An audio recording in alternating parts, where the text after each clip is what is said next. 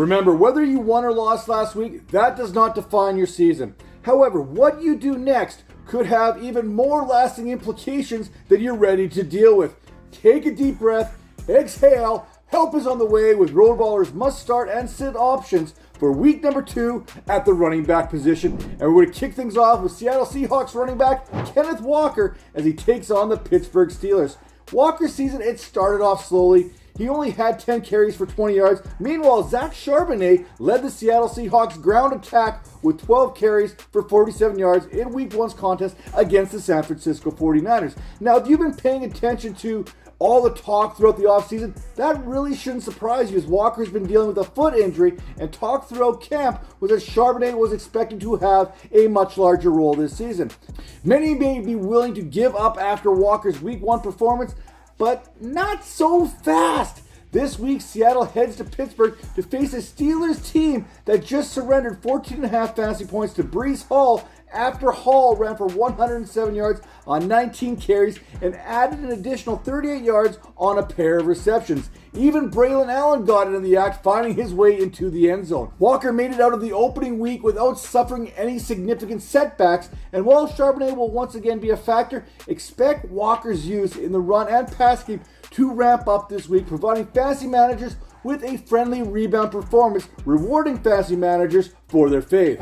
Another running back that I'm firing up this week, how about Javonte Williams once again as the Dallas Cowboys take on the New York Giants. They don't ask how in fantasy football, they ask how many, and you know what? The truth is, Javonte Williams, he posted a 20.4 fantasy performance in week number 1 against the Philadelphia Eagles, scoring a pair of touchdowns. Williams, he appeared to be the lead back in Dallas, paving the way out of that backfield with 17 opportunities, while Miles Sanders had just 5, and Jaden Blue, he was a healthy scratch. Williams, he finished second on the team, only behind CeeDee Lamb when we're talking about total yards with his 64. You are not alone with your skepticism there when it comes to Williams' fantasy prospects. However, it would be unwise to ignore the workload. Against the Eagles, Williams earned a 79% running back rush share, ran a route on 77% of Dak Prescott's dropbacks, and saw a 9% target share.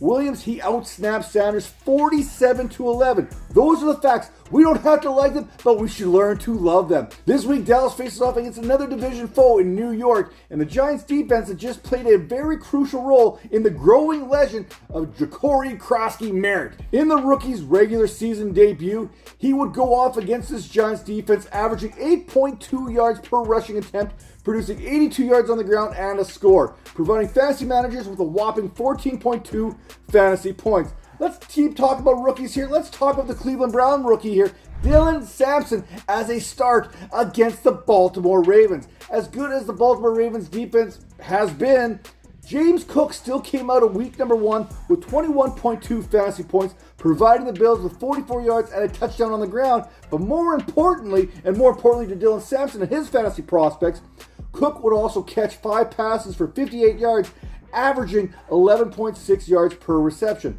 Against the Bengals, Sampson may have only ran for 29 yards, but he did lead the Browns with 12 rushing attempts. He makes his start list not because of what he was able to do on the ground, but because the expectations the Browns will be playing from behind for much of this contest, and Sampson also led the Browns with 8 receptions and his 64 receiving yards. That was second to Jerry Jeudy's 66.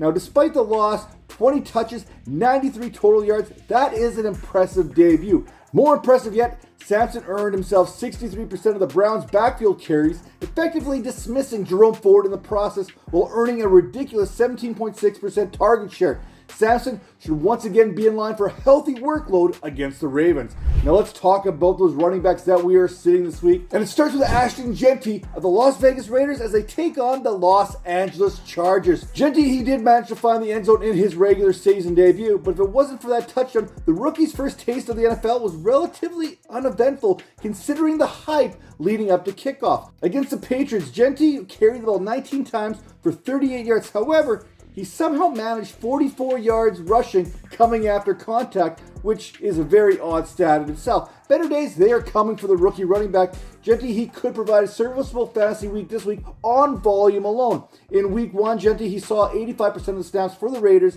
and had 21 of the 24 opportunities out of the backfield.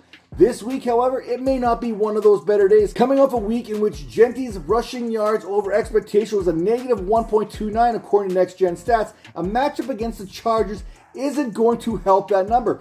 The Chargers, they limited the duo of Isaiah Pacheco and Kareem Hunt to just 41 rushing yards on 10 attempts and 4 receptions for 13 yards. Add that up, that is less than 10 fantasy points between the two running backs. Another running back that I'm fading this week, how about Jonathan Taylor of the Indianapolis Colts taking on the Denver Broncos? I'm sticking with one of my fantasy rules here, and it is to fade any running back, wide receiver, tight end, quarterback, or water boy for that matter, who find themselves facing the Denver Broncos defense. It's not like Jonathan Taylor put the fantasy world on notice last week either. Against the Miami Dolphins, Taylor produced just 79 yards on the ground against a depleted Dolphins defense, averaging 3.9 yards per attempt.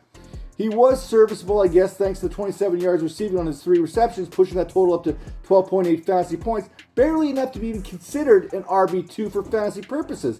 Yes, I realize Taylor, he got himself some rest in the second half, but he was on the field for 43 consecutive Colts snaps in the first half. Daniel Jones, he did do Taylor dirty, essentially bolstering a pair of touchdowns from the Pro Bowl running back, so don't believe everything that you see in the box score.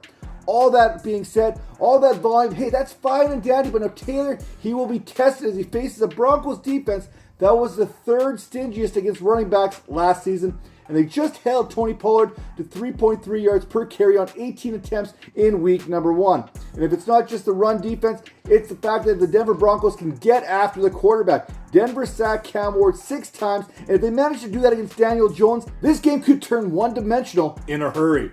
In the final sit of the week, it is Bucky Irving of the Tampa Bay Buccaneers as they head on to Houston to take on the Texans. Another high fantasy draft pick coming off an underwhelming week 1 performance. Irving, he posted just 2.6 yards per rushing attempt. That trailed Baker Mayfield, Rachaad White, and Emeka Mbuka there when we're talking about the Buccaneers rushers. While Irving's 37 rushing yards, that was second to Mayfield's 39 against the Falcons. The 4 receptions for 8 yards were just basically lipstick on a pig to make those fantasy numbers look a little bit better. Irving is a solid volume play like all the other backs on this list. He earned 74% of the rushing attempts, 77% of total snaps, 62% of the routes, and a 13% target share. However, like the aforementioned Genty, his efficiency, it was seriously lacking. Again, like Genty, the matchup this week is also less than favorable. Houston's front 4, they are capable of applying pressure on the passer like no other team, thanks to Danielle Hunter, Will Anderson Jr. Meanwhile, Derek Stingley Jr. and Kamari Lassiter managed to back end and lock up the pass as well as any duo in the NFL, allowing the Texans to add a little extra something inside the box to further complicate matters for opposing backs. If not for a short rushing touchdown, Kyron Williams was basically held in check, averaging just 3.7 yards per carry, and if Irving doesn't score this week, fantasy managers could be looking at a 7-point performance or less by the conclusion of week number 2. Now that is it for this week's episode, but before you go, be sure to hit the like and subscribe buttons, and as always, head over to RotoBaller.com for all the latest news and fantasy analysis. We'll see you next time.